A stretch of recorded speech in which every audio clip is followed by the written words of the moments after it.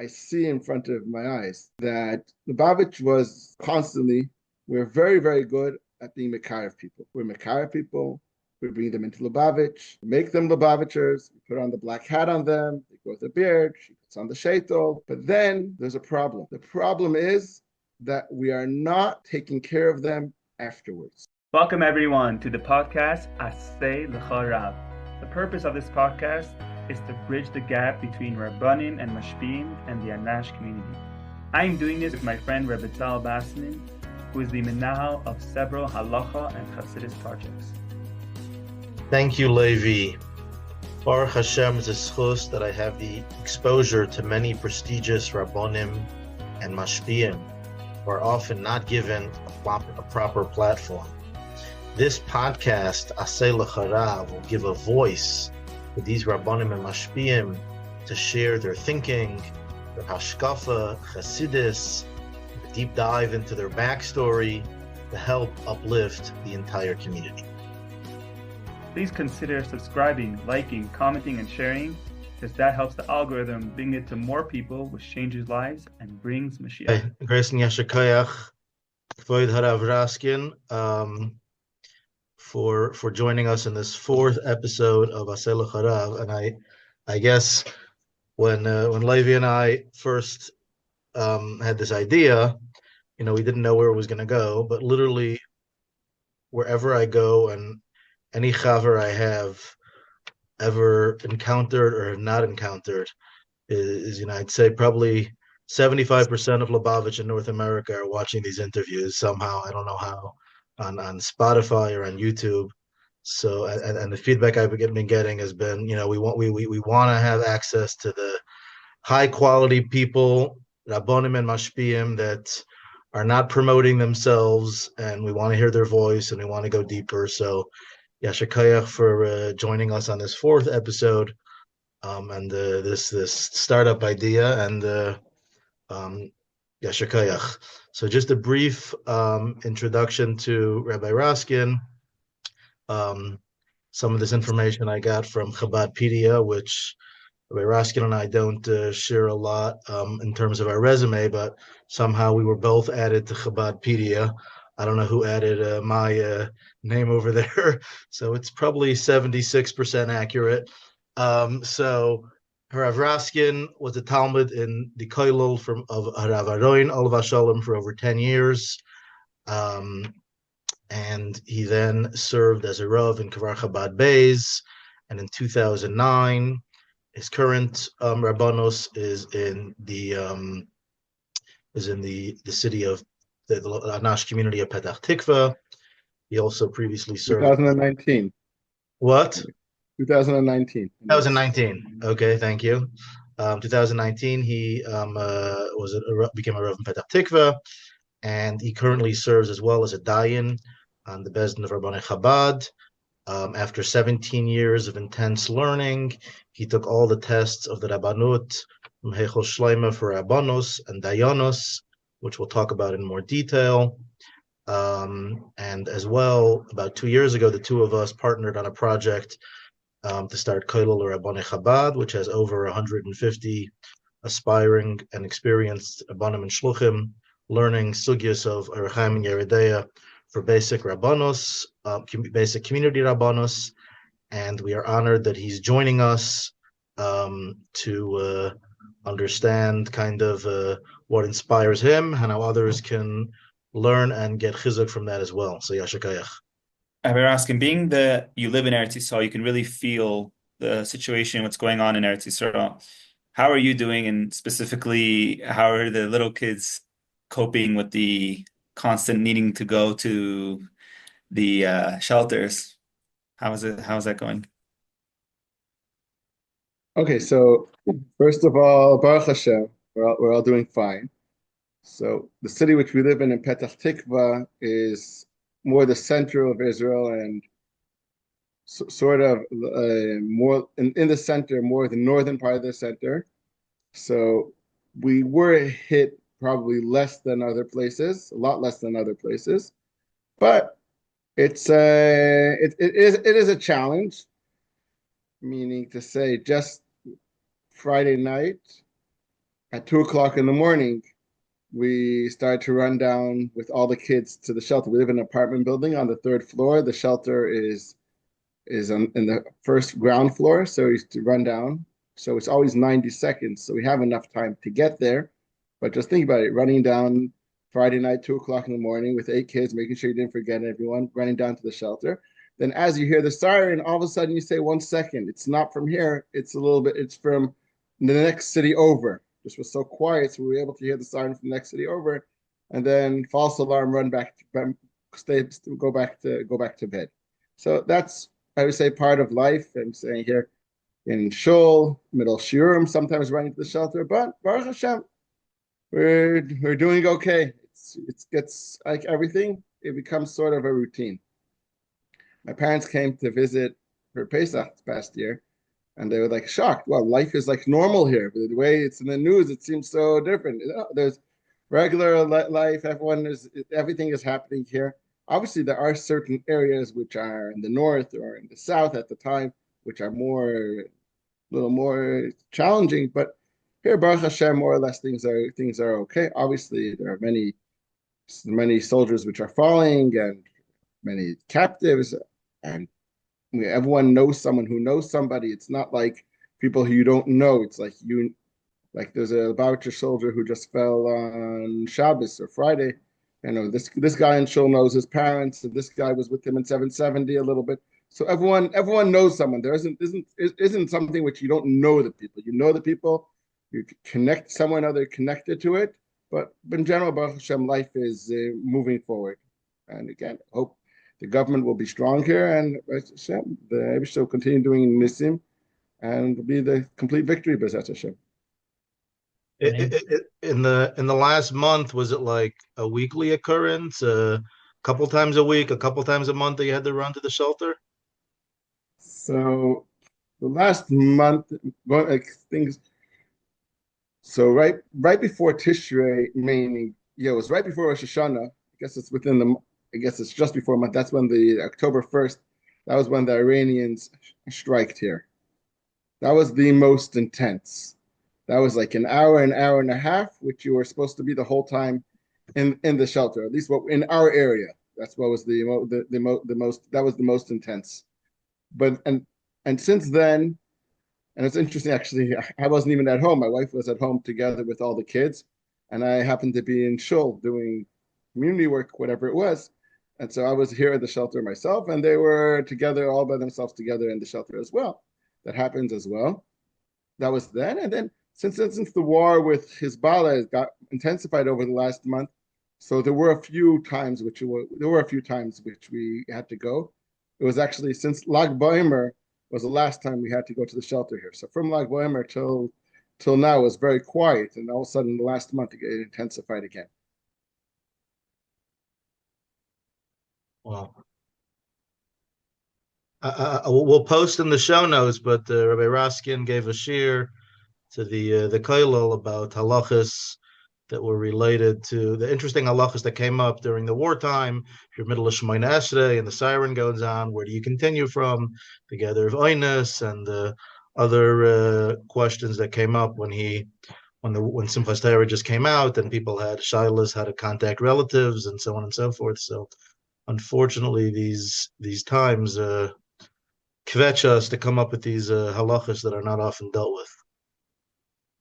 Actually, I just got a reminder. It's a sort of I guess more of a famous story. There's a woman in my community here on the day of Simchas Torah that her mother lives in Be'eri, in one of these settlements next to these shuvim next to Aza, and actually her mother, who is not from, daughter is a Baal Tshuva, called her mechutin to come to get her daughters to contact her. So he came over to Shul Simchas Torah in the morning, and said, could get a hold of this woman, to get a hold of her mother. And so then I actually, I found out where she was, and then I actually gave a directive that she should go home. They should reach this woman. She should take a phone and call her mother and speak to her on Yantif. It was actually Shabbos and Yom Tov. That was it made a little bit of a commotion, that psak, but it was a very. I mean, I stand by it because it was at the time her mother was an elderly woman, and there were actually terrorists in her house 4 times, I believe. There were terrorists in her house, and she was in the shelter. A miraculous story how she was saved. And I don't even really talk about it so much, but one of the interesting things was the day later, she called me, and the discussion, her question was that maybe she's supposed to say Kaddish for her mother. It was that at so much was people didn't know what was going on, and her mother was out of sight for a long time.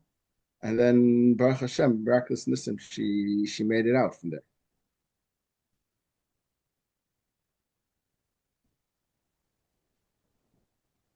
When we're talking about petach tikva, I'll just you brought in your colleague who was from one of the 2 finalists in petach tikva to become the former chief rabbi, the Ashkenazi chief rabbi. What was his last name? Halevi. So I guess he's still in petach tikva. Yeah, Maybe he's 10 years. what? We would have been able to say that we had the former chief rabbi. He gave a shir at the Kollel-Kollel Chabad. Now, I'm assuming that we have connections with also the current the up and coming chief rabbi. Well, as everyone is known as too far away from other people. Everyone has people who know them and are connected to them. Baruch Hashem, he's a very good Rav. I have to say that. Actually, I'm writing to him that I believe that the city of Petach Tikva gained a lot the fact that he's staying here, because he's very serious and he really believes in what he's doing. He takes it serious, and I not only takes it serious. I mean, he every Shabbos he speaks in like 6 or 7 different shows to be all around the city. He really takes his Rabbonis as a Shlichus. That's something which I really. When he spoke to Kollel-Kollel Chabad for an hour, his room of Rabbonos, I had to summarize it in 1 sentence. He was talking about how a Rav Pasha has to love his community, and if it's just a job and you don't love the people, it's not going to work. Did I summarize? Did I summarize that correctly? Was that his teichen? I guess so. Is also he was talking about how to march your community forward, take your community, connect to them, and move them forward. That's what he was saying. Right. Okay, so tell us a little bit about your upbringing in Vermont and how you came from being on Shlichus in Vermont, in the middle of, let's say, nowhere, and to where you are today. Like what was it like growing up on Shlichus, and how did you get to where you are today from there? So when I was 6 months old in Tafshin Mem, the end of Tafshin Mem Gimel, beginning of Tafshin Mem Dalid, my parents moved out on Shlichus to Burlington, Vermont. I was their oldest child. So that's where we moved out to Shlichus. And my parents, Baruch Hashem, are there since. I grew up in Burlington, Vermont. But being Baruch Hashem, that's not so far away from New York. So we did end up being in New York probably once a month, once in 6 weeks. I was in New York by my grandparents, by the Rebbe. So my childhood, a big part of my childhood was also coming to New York.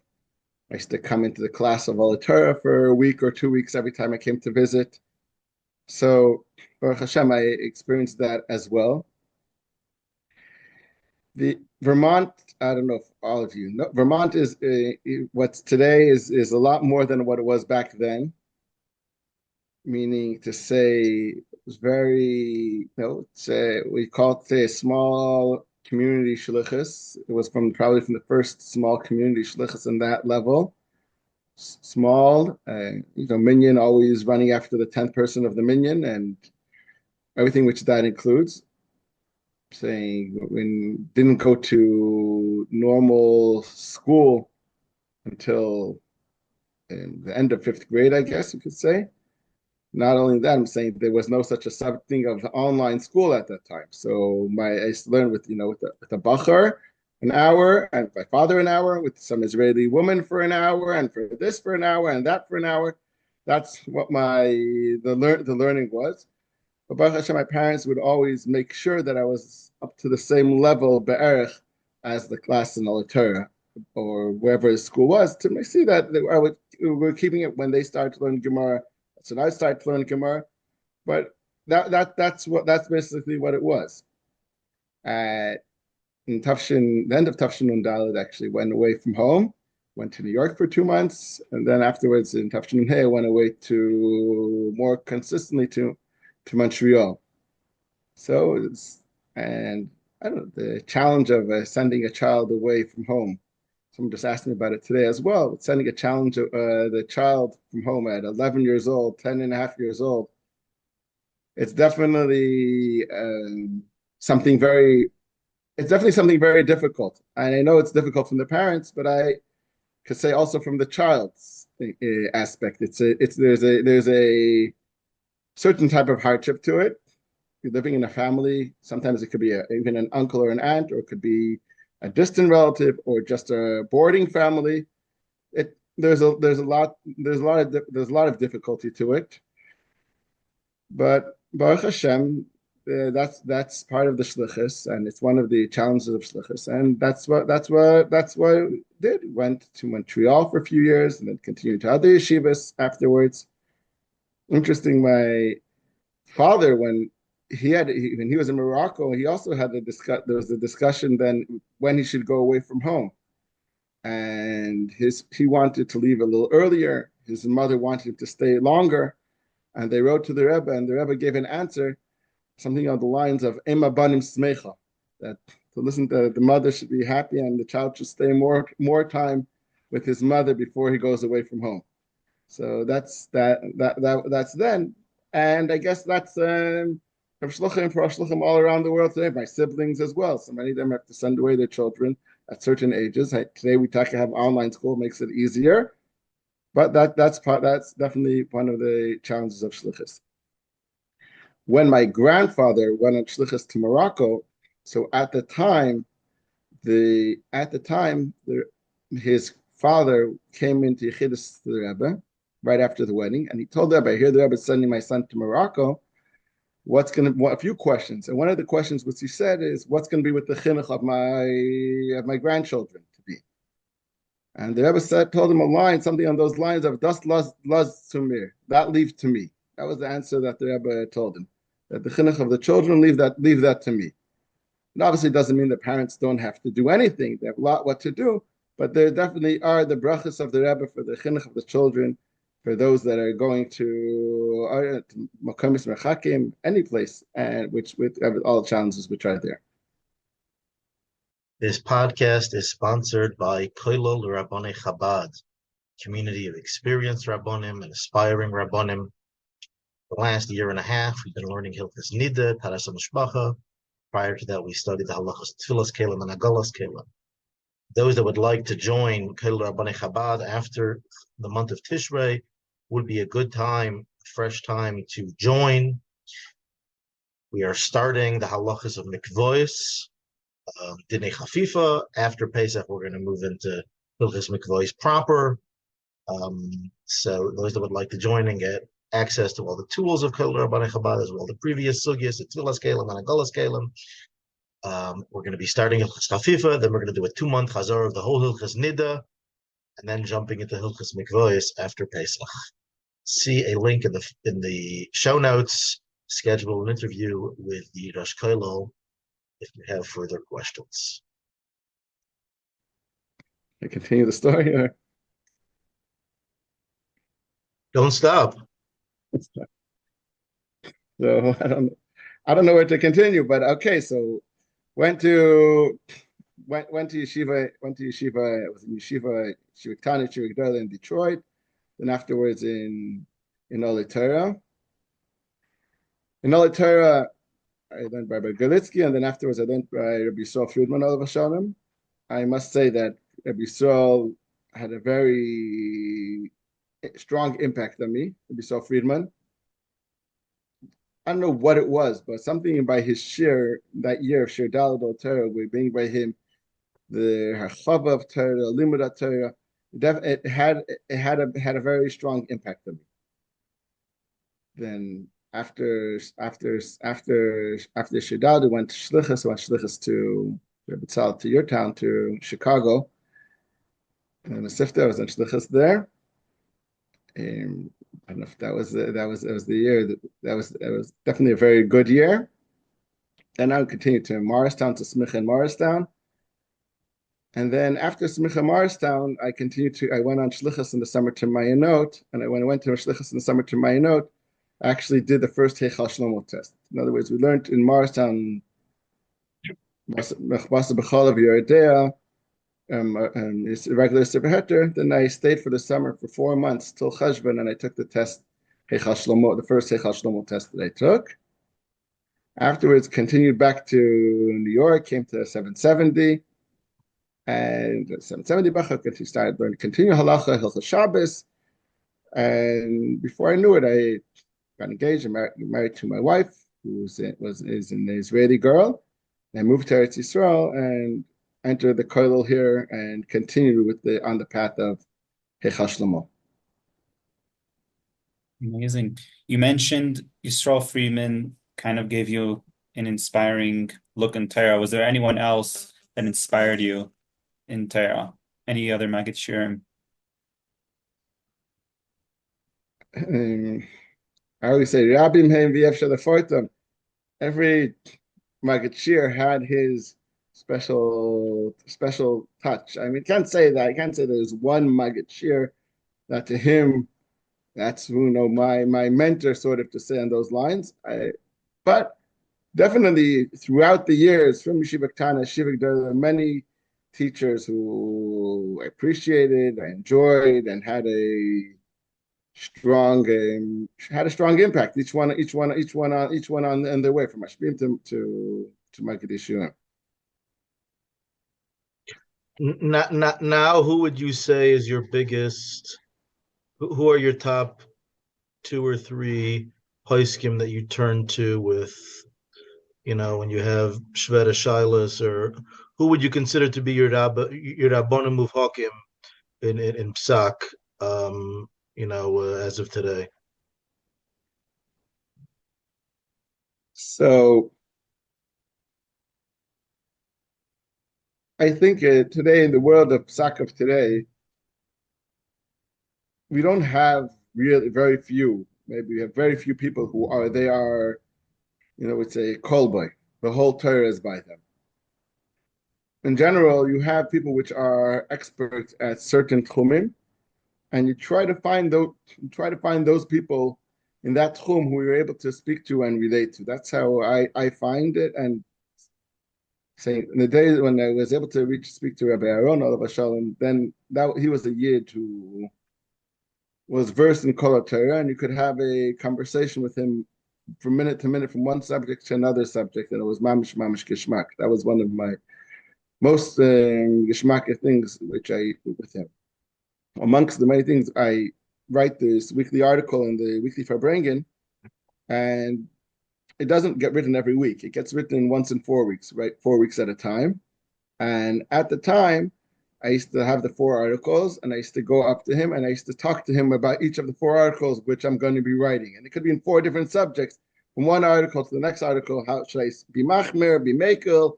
How do I go around the difficult parts? And it was really geshmak. He was a yid, able to discuss with him every subject and had a very clear, straight cook on things. Today, I have yet to find someone who I feel comfortable, an all-arounder. Though I do find in different subjects, different people which are very strong. Let's say, when it comes to Choshen Mishpat, there's actually a yid. He's not so famous. He's a Tanzer Chassid. I could say his name. Rabbi C.H. Feldman. He's a yid who was bucking in the whole Choshen Mishpat. And he's quiet. He lives in Bnei Brak. He sits on certain dinim. And he's a yid who, when I was sitting on a din Torah, and afterwards I want to discuss it with someone to hear what he has to say. And his cook, he's someone who I many times we'll turn to him and hear what he has to say. He's a walking chayshim mishpat. He doesn't talk so clearly. It's a little bit hard to, not so old, but just doesn't have such a clear cut. But he's a yid, mamish. You could unbelievable. You don't have such things. It's like in one of these secret yidden that people don't really know that it exists so much. And Baruch Hashem, I was zeichet to meet him and have the ability to call him. He answers when I call. He calls back even, which is also a big chiddush so many times. That's in Choshen Mishpat. When it comes to in Eretz Yisrael, say in Even Ezer Shilas, so look for certain people who are active dayanim to hear what they have to say. So in Eretz Yisrael, you have a dayan, Rabbi Bogrod, who's a Chabad dayan. Sometimes they turn certain shilas to him, or the other mumchim in Even Ezer. Yeah, and Taras and Mishpacha, Shilas, that's already, that's more free for all. There's many Rabbonim who are active on the field.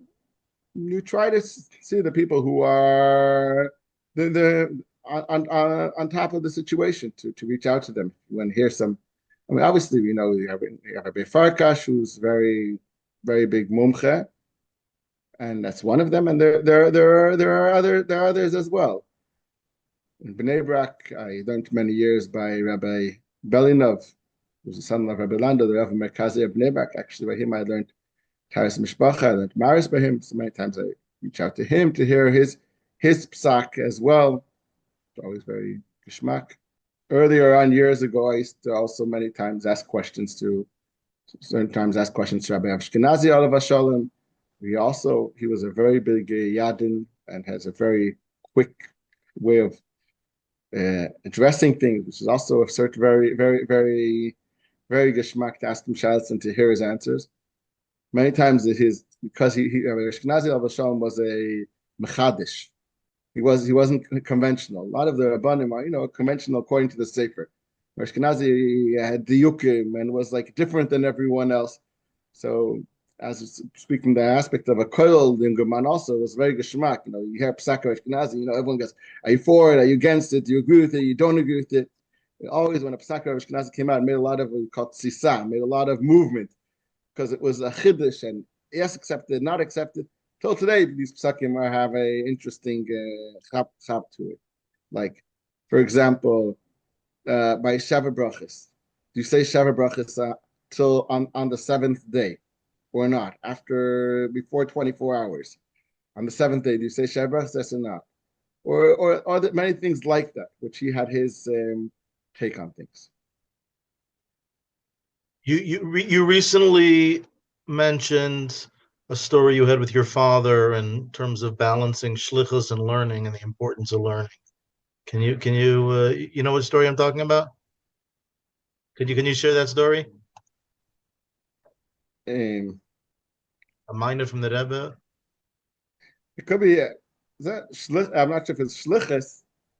I mentioned to you a story that when my father was a bacher, he was only 14 years old. He traveled to Morocco for the summer, and then when he was there for the whole summer, he learned with Mikuravim and Balabatim.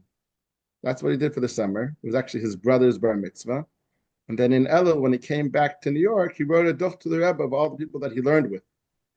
Now, instead of getting just the regular answer, nachas ruach and everything, which that was what we expected, a few minutes later, an hour or two later, Rabbi Klein, Rabbi's masker I said, where's the young boy, 14-year-old boy Raskin? Found him. And he said, the Rebbe received your Dach. And the Rebbe said, very nice. The Rebbe said, what did you learn for yourself? What did you learn for yourself? In other words, it was very nice, all that you learned with other people over the summer, but the Rebbe wanted to hear also what did you do on your own as well. And I believe that's a very strong message for shluchim, and Galait, for everyone. Over here and everywhere, people to learn with someone else, with the makur of everyone's going to prepare a share. To learn with themselves, sometimes it's a little bit of a challenge. And that's what the Rebbe is saying. What did you learn for yourself? What did you learn for yourself? That's the question the Rebbe asked. That's very interesting. Is there like a balance of a quantity of how much you should learn for yourself and for others? And does that apply to everyone, or was that only to shluchim, quote unquote? I definitely believe that it applies to everyone. Everyone, the obligation, Vegisa Bayom V'Laila, is on every single yid, every single chassid, and every single yid. I don't believe it's only on shluchim. I believe what over here many times by shlichus. Well, again, this was a bacher who was doing bachrim shlichus, but any type of shlichus, people could get swallowed in, and they're learning just for their balabatim. They're preparing their classes and their talks, and that's what they're doing. The Rebbe's turning to them and telling them, no, 1 second, you have to also focus on yourselves as well. There's the learn. Every yid has the obligation to learn. I once heard it. I don't remember the details, but again, some sort of an answer of the Rebbe, also about someone who said something that he won't, because of Shlichus, he won't be able to do a certain thing. So then the Rebbe gave a very sharp answer. So then come back. I don't remember the details of that answer, but I did see such an answer at a certain time. The Levi's question about a specific time balance. I know in the Welt, they quote from Rabbi Moshe Feinstein, I think it's a written tshuva, where he says a person should give a meiser of his time on behalf of others. I know in Bastam and Lubavitch, the ratio would be closer, it would be more than that. But how would you recommend balancing that time? Practically. Halacha l'maisa, as they say. Halacha l'maisa, it's an individual question. It's not you definitely can't say for everyone. But definitely, there has to be this kvius, which the person is learning the things which they need to learn, and not only their balabatim and their mekuravim. Now, it's a fact that when people have someone who wants to be mekabel, then they're going to be more involved. In other words, if they're going to be giving a shir, that's going to cause them to learn more. Sometimes it's a trick, but sometimes we think about this trick because I need to learn as well. In other words, go and give a Chassidus shir in the morning, Chassidus in the morning. That way you'll also learn Chassidus in the morning. Give a daf yomi shir, a Gemara shir, a Halacha shir. That will cause you to learn as well. But sometimes you're bringing yourself down to the level of the people, and sometimes it's something which you yourself need to do. That's just as a eitzah. Now, obviously, I don't believe that by shluchim for sure not. I don't believe it's a 10% ratio. I believe maybe it's 10% the other way, 10% which they're doing for themselves. But on the other hand, is obviously depending on the type of the shlichus, whatever it is, there has to be a certain time of real learning as well, and that changes it. I can definitely say that as I'm involved in Kollel-Kollel Chabad for the last a year and a half plus, many of the shluchim who are learning in Kollel-Kollel Chabad have told me that their whole shlichus and their whole mitzias has changed due to their learning in Kollel-Kollel Chabad. I'm not here to promote Kollel-Kollel Chabad right now, but I'm saying as a fact that these shluchim or even these balabatim who are learning in Kollel-Kollel Chabad have turned to me and told me, yes, everything is different. My whole day is different. My whole life is different because of this hour and a half a day of learning. It's for sure a tremendous change, which the Kollel has caused, and it's because people have taken this commitment to do something which beyond their shlichus for outside is their inside shlichus as well. I heard from Rabbi Lukowski that his father got an answer from the Rebbe that besides your regular thing which you're doing, that he's an ish chinuch and a mechanech, and that's unbelievable. Besides that, he should take one project, I believe, as a week, which he dedicates to others, to shlichus, to the community, etc. One extra project, which that's slightly different, but that's a very interesting point, which Rebbe was telling him to do one thing extra for outwards, one thing extra to donate, to give, and he helped a certain shliach with a certain project. And I think that's also for people who are balabatim. One hand is, okay, so you have your day-to-day life, but then take on one project of shlichus, of outreach to do for the week, and then also take something on for real learning for yourself as well. Did you get any pushback from friends and family, the fact that you learned in Kollel for 17 years in Lubavitch, which is unusual for Lubavitch? And yeah, pushback. It's a very interesting question. Let me see. Before I discussed about when I went to Kollel, I didn't really not plan to be in Kollel for that amount of years. I'll be honest with you. I did when got married. Did plan to go to Kollel and did plan to go to Kollel for a longer period of time than normal. In other words, it was lechatchila plan to be in Kollel for a few years. That was the plan. So lechatchila it was something in the plan. Then as time got along, it kept on going, stretching for another few years, another few years, another few years. It wasn't like 15 years at once or 17 years at once. It was, okay, I'll do another project. Just finish Heichal Shlomo Rav Shchuna, move on to learn Even Ezer. Finish Even Ezer, start a little bit of Choshen Mishpat. Finish that, do that. That's how sort of it moved on. Now, pushback again. So I didn't really live in, let's say, with my classmates or with my majority of my family in a certain sense. I mean, I live in Eretz Yisrael, a small little shtetl in Kfar Chabad. I'm very involved in the Kollel circle, let's put it like that. I did hear certain comments from people time to time. I be honest with you, certain comments. I don't think I have to repeat them here, but I won't. I'll be honest. But in general, it didn't really mean much because I was very, very convinced that what I'm doing is the right thing. And a lot of support from my father, my mother, a lot of support from all aspects that this is the right thing and this is my Shlichus. And so can't say that. There's different, there's always different types of concerns. There's the concern of, there's obviously the one who comes with the Hasidic thing that, if the Shlichus and everything has to stop now to go on Shlichus. And then there's the one who comes with the concern of what's going to be with the Parnasa. So every concern has its concern.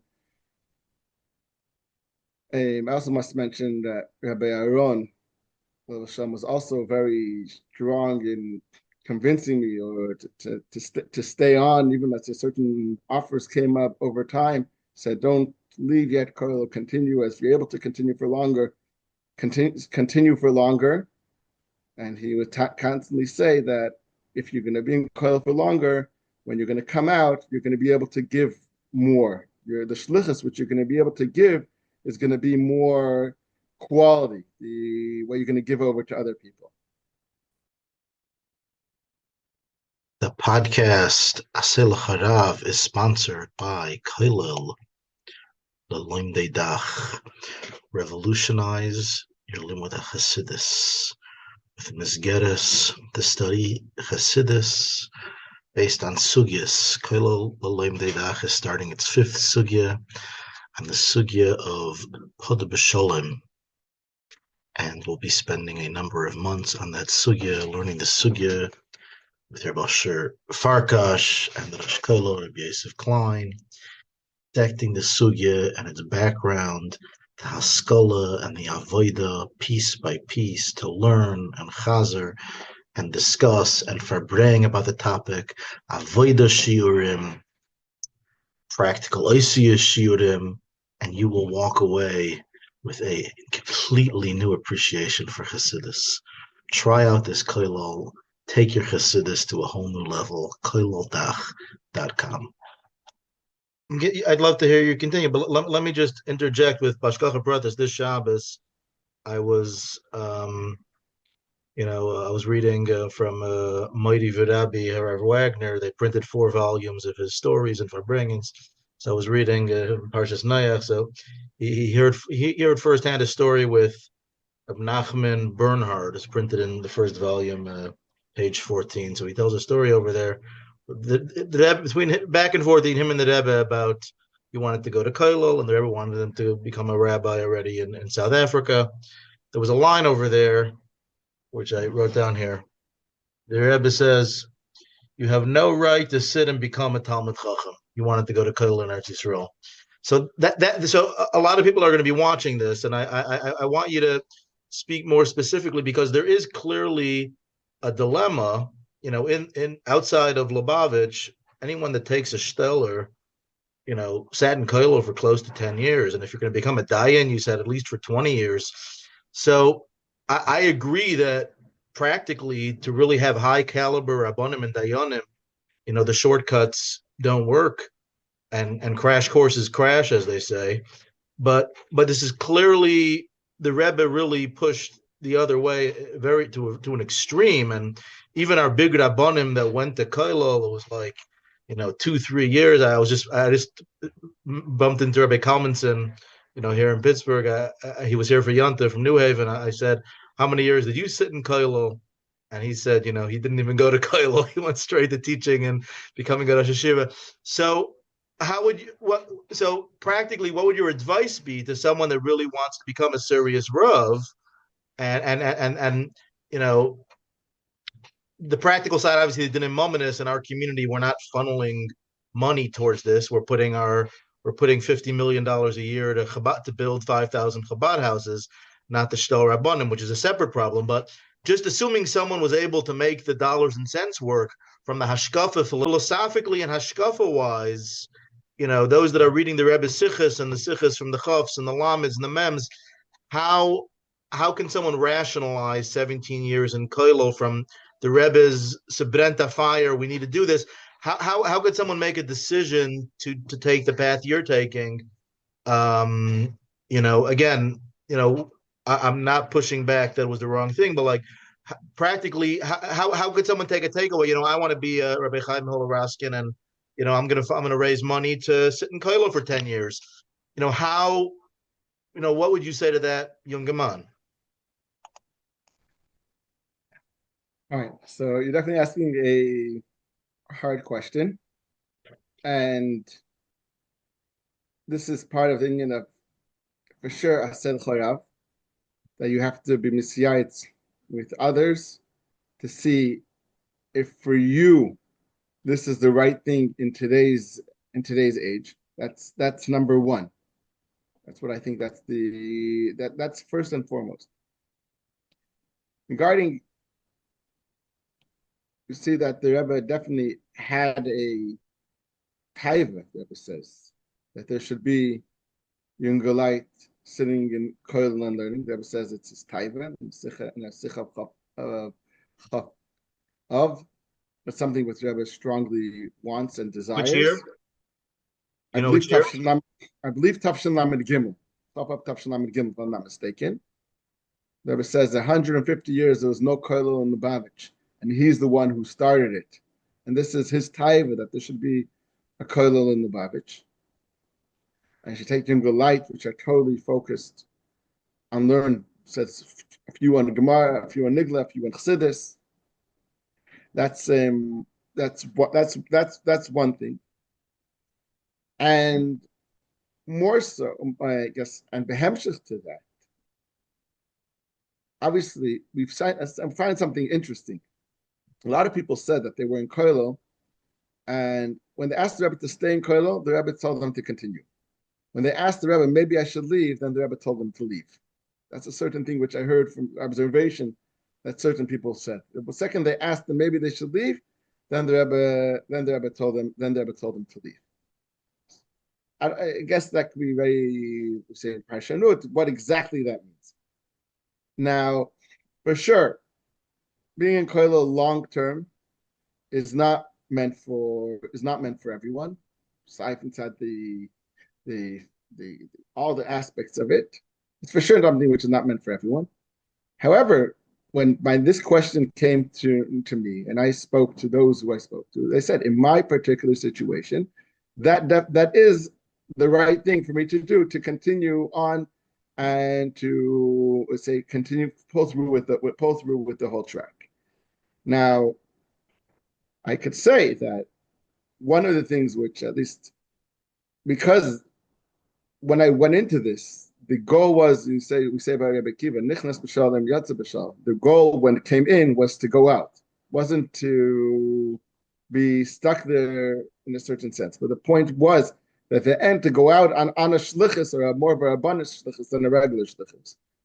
Also, b'shas ma'isa, I took on myself certain things to do as a sort of a shlichus. In other words, while I was still actively in Kollel, I became the Rav of the shul in Kfar Chabad Beis, which shiurim and other things. Again, a sort of a continuation while I was in Kollel, doing other things at the same time. Now, Rabbi Aaron alav shalom, he was one of those who made a change in the Lubavitch mitzad the idea of taking Heichal Shlomo tests. He was strongly of the approach that there has to be a group of Yungalite in the Lubavitch today, which are able to, I don't use the word compete, but are able they're able to also give up psak. You don't need to. I don't think anyone thinks that they ever wanted that every hard psak in the Lubavitch needs to be outsourced. I don't think that's what they ever wanted, that they should be in the Lubavitch, should have its Rabbonim, its Mamdanim, and those as well. There's no, and I think it's all the Mashpim will agree that they ever wanted there should be a certain group, maybe 10%, maybe a little bit less, maybe a group, but there should be some which will be Rabbonim and poskim for the future generation. Can't be such a thing that we're going to close that department. Obviously, there is the big emphasis is on Shlichus, and that those who should go on Shlichus, and there are certain members of the Kollel who I interviewed. They told me that they didn't even Kollel for a week. The Rebbe sent them on Shlichus right when they got married. They went out on Shlichus, and so that definitely is a part of it. But there definitely needs to be certain group which are focused on this. It could be tzechasar, like the Sikha of the Rebbe of Bnei Gad and Bnei Ruvain, which whatever it is. But there definitely needs to be those who are taking on that responsibility. And if I may say something else as well, maybe a question will be asked, but I'll say something else, that I grew up on Shlichus, and Shlichus is in my blood, and the way I approach my Rabbonis is in a way that my Rabbonis is Shlichus. That's how, maybe we'll discuss that in a moment. But before I discuss that, I strongly believe, and not only believe, I see in front of my eyes that Lubavitch was constantly, we're very, very good at being Mekarev people. We're Mekarev people, we bring them into Lubavitch, we make them Lubavitchers, we put on the black hat on them, they grow the beard, she puts on the sheitel. But then there's a problem. The problem is that we are not taking care of them afterwards. We're not taking care of them, we're not taking care of their children the way it should be. Obviously, I'm not a Musar speaker, and I'm not there in the negative aspect of it. But I would just like say, I spoke to a Litvish young man about one of their kiruv organizations, and he told me that by them, when they're Mekarev someone, they're not Mekarev a lot of people, saying meaning they very choose who they want to be Mekarev. But when they're Mekarev someone, they put a mentor to the family for the next 10, 15 years. Until they marry off their children, there's a younger man who's mentoring that family, which they're Mekarev until they marry off their children. I don't see that as the way it should be by us. We Mekarev many people, and many of our Chuvas, many of our Mekuravim are left open. Some are being Mekarev them. Many times afterwards, the Shliach is Mekarev them. He's like their father. But then they move to the community, and the community is so big, and there's no one there to care for them the way the Shliach cared for them when he pulled them out. And just like we have Shlichus to be Mekarev Rechoikim, I believe in our generation we need to have a Shlichus to be Mekarev the Krevim. The Shlichus for, I'm starting with the Baalei Tshuva, but it's also the Lubavitchers from home as well. But maybe it's easier to say the Baalei Tshuva, but the Baalei Tshuva and the Lubavitchers from home need to have the address to answer the shilas in caring way. and caring for them to grow them, because that's what they want to grow. I mean, I don't need to say here, but I've received from people shilas which are mind-boggling. That people ask the shaila. 1 second, you're wearing a sertuk, you're wearing a gartel, you're a Lubavitcher and everything. How are you asking a shaila about a pasuk in the Torah, meaning something that's asur midaraisa, and you think it's mutter? Like not even something which is like deep shaila, clear questions. I don't know. I don't think this is the right form to say questions which I've received from people, which that shows us how there's a lot of what's called amaratzis and a lot of things, and it could be in the chinuch and it could be in the other things. And again, just like we need to have the shlichus to be makar of the person on the college campus and UVM or wherever else it is, we need to have the shlichus for our families, for our nash as well. And I believe that Dach through the Rabbonos, that's a way how to do it. In other words, you're going to be in a community and a young guy, 22, 23 years old, comes in and start making, like Baimer parades, whatever it is, and preschools and everything.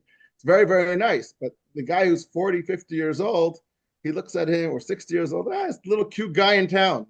Fine, very nice. I'll even give him a donation. But when a younger man comes and he knows halacha, knows siddur, and he's a resource to the person, automatically the person is nisbatel l'fanav. And then you have the ability to, many times, to uplift him and to help him. This podcast, HalachaU, is sponsored by the new Kollel-Kollel Aliba Dehilchosa that is being launched Rosh Chodesh Cheshvan, Rosh Kollel Rav Yaakov Goldstein, Gan Rosh Kollel Menahel. You can check out kollelad.com. And it's a 8-year syllabus. Every 6 months is going to be a new sugya.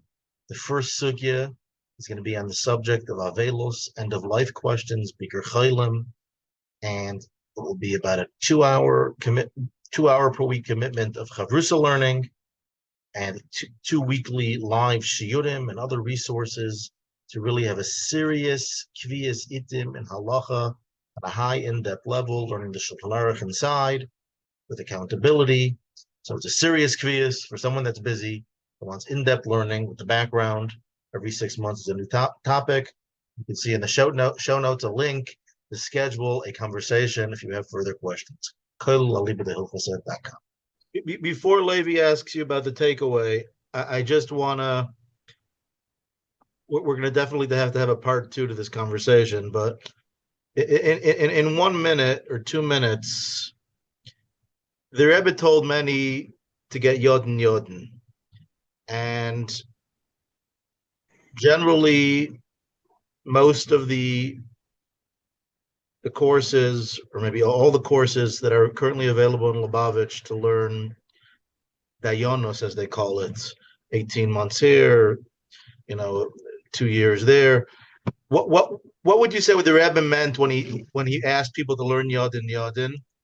And because in the Welt, it's like the minimum of 5 to 7 years and full time, 30, 40 hours a week. And here we're learning a couple hours, and it's gendik. So what would your comment be? Like, we learn smicha, but we know it's just to learn how to ask shilas. Is that what they meant when he said Yodin Yodin, just to familiarize yourself, but you're not going to sit with them on a bezdin? Or did what would your recommendation be for someone that wants to do a proper Yodin Yodin?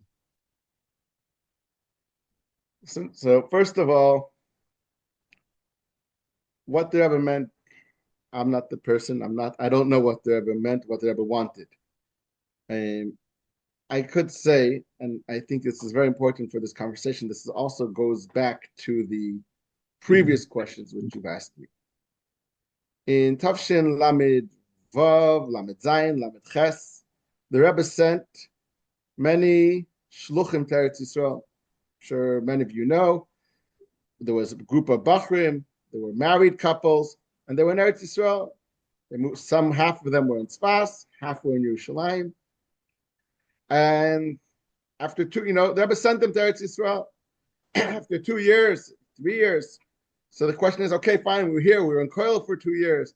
The Bachrim, they got married. Many of them already got married. The question is, what do they do now? What's now? What do we do now? So the Rebbe sent a letter, and the Rebbe, in the letter, the Rebbe says 4 points what he wants them to do. Now that they're here in Eretz Yisrael, what does he want them to do? Doesn't want them to come back to America. Wants them to stay in Eretz Yisrael. 4 points that he wants them to do. Point, it's a famous letter.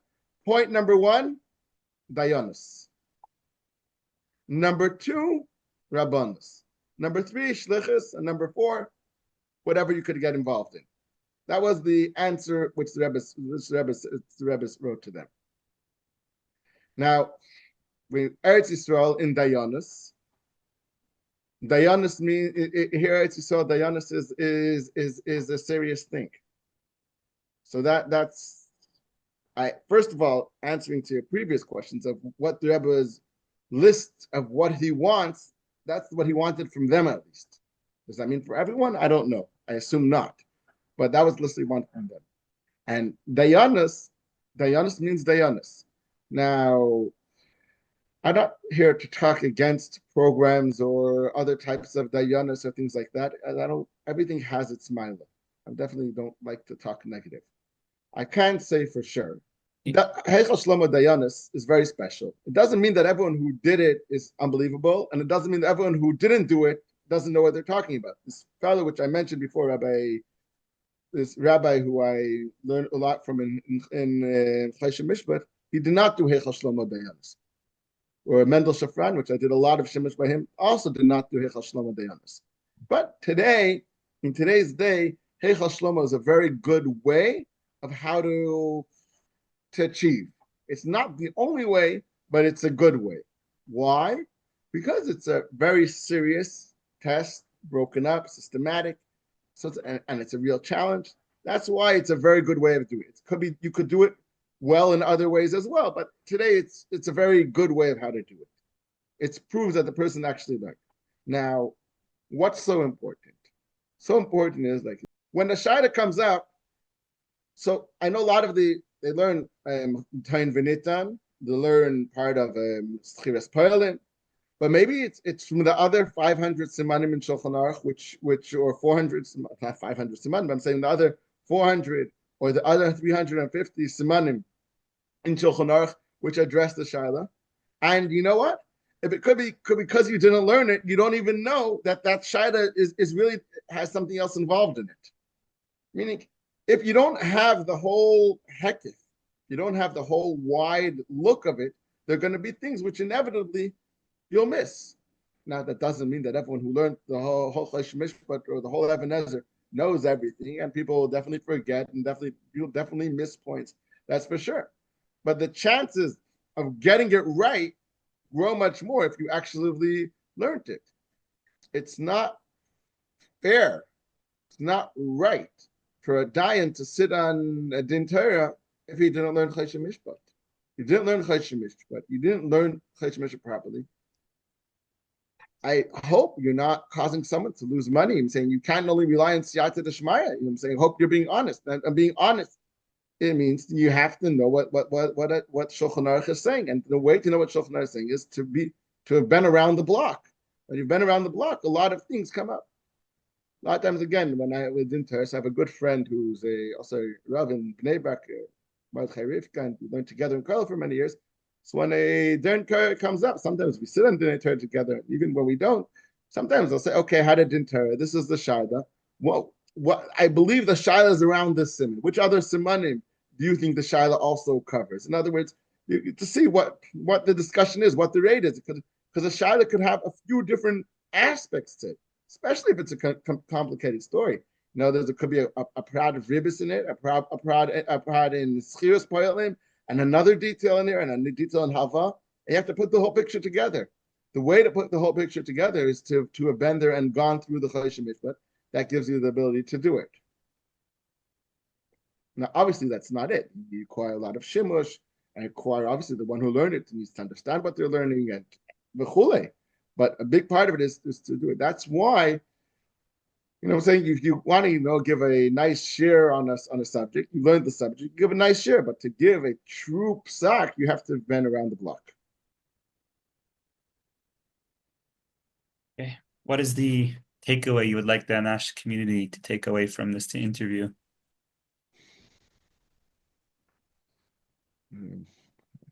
Good question. And I hope there's a few takeaways. One takeaway is that